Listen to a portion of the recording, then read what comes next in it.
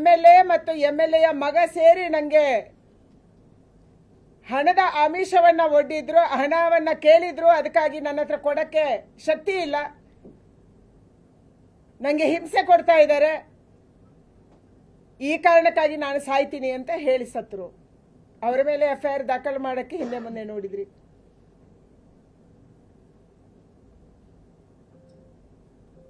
ಹಲವಾರು ಕೇಸುಗಳು. ನಾಗೇಂದ್ರ ಅವರು 187 ಕೋಟಿ ವಾಲ್ಮೀಕಿ ಅಭಿವೃದ್ಧಿ ನಿಗಮದಲ್ಲಿ ಘೋಟಾಲ ಮಾಡಿ ಹಗರಣ ಮಾಡಿ ಸಿಕ್ಕಾಕೊಂಡ್ರು. ನೀವು SITಯನ್ನು ರಚನೆ ಮಾಡಿದ್ರಿ. SITಯ ರಿಪೋರ್ಟ್ ಅನ್ನು ಓದಿದ್ದೀರಾ ಸಿದ್ದರಾಮಯ್ಯನವರೇ? ಆ ರಿಪೋರ್ಟ್ ಅಲ್ಲಿ ಇವತ್ತು SIT ಮಾಡಿದಂತ ರಿಪೋರ್ಟ್ ಅಲ್ಲಿ ನಾಗೇಂದ್ರ ಅವರ ಹೆಸರೇ ಇಲ್ಲ. ಅವರ ಅಪರಾಧಿನೇ ಅಲ್ಲ.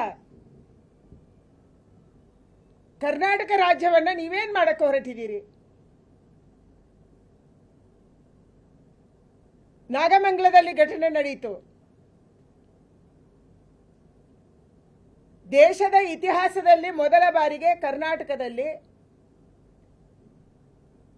ಗಣೇಶ್ ಚತುರ್ಥಿಯ ಸಂದರ್ಭದಲ್ಲಿ ಗಣೇಶನನ್ನ ಪೊಲೀಸ್ ವ್ಯಾನ್ ಅಲ್ಲಿ ಕರ್ಕೊಂಡೋಗಿ ವಿಸರ್ಜನೆ ಮಾಡುವಂತ ಘಟನೆ ಹಿಂದೆಂದೂ ದೇಶದಲ್ಲಿ ನಡೆದಿಲ್ಲ. ಮೊದಲ ಬಾರಿಗೆ ಕರ್ನಾಟಕದಲ್ಲಿ ನಡೆದಿದೆ. ಯಾಕಾಗಿ?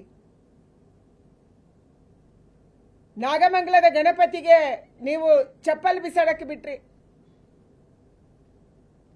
ಕಲ್ಲುಗಳನ್ನು ಎಸೆದ್ರು, ಮೂರ್ತಿ ಭಗ್ನ ಆಯಿತು, ಮೂರ್ತಿಯನ್ನು ಅಲ್ಲೇ ಬಿಟ್ಟು ಓಡಿದ್ರು, 25 ಅಂಗಡಿಗಳನ್ನು ಸುಟ್ಟು ಹಾಕಿದ್ರು. ಆ ಜನ ಯಾರು?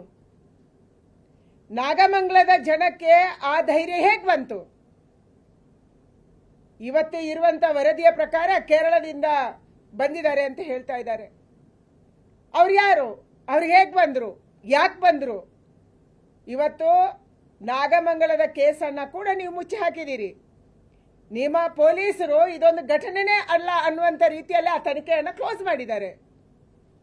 ಪರಮೇಶ್ವರ್ ಅವರು ಹೇಳ್ತಾರೆ ಇದೊಂದು ಚಿಕ್ಕ ಘಟನೆ. ಯಾವುದು ಚಿಕ್ಕ ಘಟನೆ ಪರಮೇಶ್ವರ್ ಅವರೇ?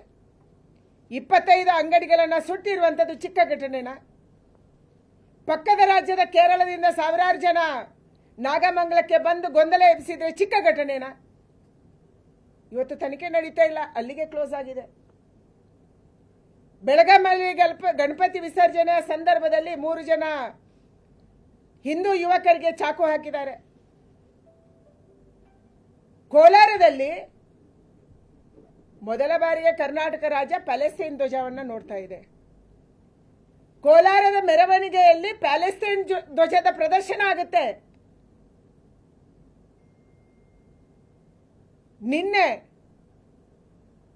ಬೆಂಗಳೂರಿನ ನಂದಿನಿ ಲೇಔಟ್ ಅಲ್ಲಿ ರಾಷ್ಟ್ರಧ್ವಜವನ್ನ ವಿರೂಪಗೊಳಿಸಿ ರಾಷ್ಟ್ರಧ್ವಜದ ಅಶೋಕ್ ಚಕ್ರ ಜಾಗದಲ್ಲಿ ಉರ್ದುವಲ್ಲಿ ಬರೆದಿದ್ದಾರೆ. ಅಶೋಕ್ ಚಕ್ರ ಇಲ್ಲ.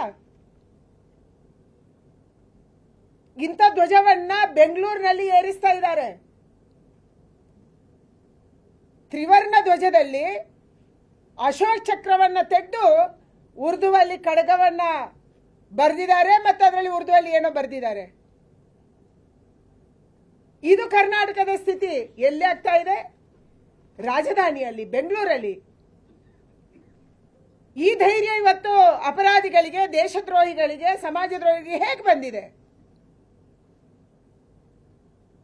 ನೀವು ಮುಖ್ಯಮಂತ್ರಿ ಆದ ತಕ್ಷಣ ರಾಜ್ಯಸಭೆಯ ಚುನಾವಣೆಯನ್ನು ನಡೆಯಿತು. ವಿಧಾನಸೌಧದೊಳಗೆ ಮೊದಲ ಬಾರಿಗೆ ಕರ್ನಾಟಕ ರಾಜ್ಯದ ಇತಿಹಾಸದಲ್ಲಿ ನಾವು ಪಾಕಿಸ್ತಾನ ಜಿಂದಾಬಾದ್ ಕೇಳಿದ್ವಿ. ನೀವು ಬಿಟ್ಕೊಂಡ್ರಿ. ಆದರೆ FSL ರಿಪೋರ್ಟ್ ಬಂದ ಮೇಲೆ ನಾವು ಕೇಸ್ ಹಾಕ್ತೀವಿ ಅಂತ ಹೇಳಿದ್ರಿ, ದಿನ ತಳ್ಳಿದ್ರಿ. ಶಿವಮೊಗ್ಗದಲ್ಲಿ ಯಾವ ಔರಂಗಜೇಬು ಹಿಂದೂಗಳನ್ನ ಕಗ್ಗೊಲೆ ಮಾಡಿದ ಆ ದೊಡ್ಡ ಖಡ್ಗದ, ರಕ್ತ ಸಿಕ್ತ ಖಡ್ಗದ ಪ್ರದರ್ಶನ ಮಾಡ್ತಾರೆ. ಕೋಲಾರದಲ್ಲಿ ಇದರ ಪ್ರದರ್ಶನ ನಡೆಯುತ್ತೆ. ಟಿಪ್ಪುವನ್ನ ವೈಭವೀಕರಣ ಮಾಡೋದು ಮಾಡ್ತಾ ಇದ್ದಾರೆ. ಯಾವುದೇ ಕ್ರಮ ಕೈಗೊಳ್ತಾ ಇಲ್ಲ. ಯಾವ ಹುಡುಗ ಹನುಮಾನ್ ಚಾಲೀಸವನ್ನ ಚಿಕ್ಕಪೇಟೆಯಲ್ಲಿ ಹಾಕೊಂಡಿದ್ದ, ಅವನ ಮೇಲೆ ಹಲ್ಲೆ ನಡೆಯುತ್ತೆ. ಕೇಳಕ್ಕೆ ಹೋದ ನಮ್ಮ ಮೇಲೆ ಕೇಸ್ ಹಾಕಿದ್ರಿ ನೀವು. ಇವತ್ತು ಅಶೋಕ್ ಅವರು ಅಥವಾ ನಾವು ಮಾಡಿದ ತಪ್ಪೇನು? ಯಾವ ಅಪರಾಧಕ್ಕಾಗಿ ನೀವು FIR ಅನ್ನು ಹಾಕಿದ್ದೀರಿ? ನಮ್ಮ ಅಪರಾಧ ನಿಮ್ಮನ್ನು ಕೇಳಬಾರ್ದು, ಕೇಳಿದ ಅಪರಾಧ, ನಿಮ್ಮನ್ನು ಪ್ರಶ್ನೆ ಮಾಡಿದ ಅಪರಾಧ. ಇವತ್ತು ಅಲ್ಪಸಂಖ್ಯಾತರನ್ನ ಓಲೈಕೆ ಮಾಡುವುದಕ್ಕಾಗಿ ಪ್ರಜಾತಂತ್ರವನ್ನ ಕಗ್ಗೊಲೆ ಮಾಡುವಂಥದ್ದು ನೀವು ಮಾಡ್ತಾ ಇದ್ದೀರಿ. ಪ್ರಜಾತಂತ್ರದ ರಕ್ಷಕರು ನೀವು.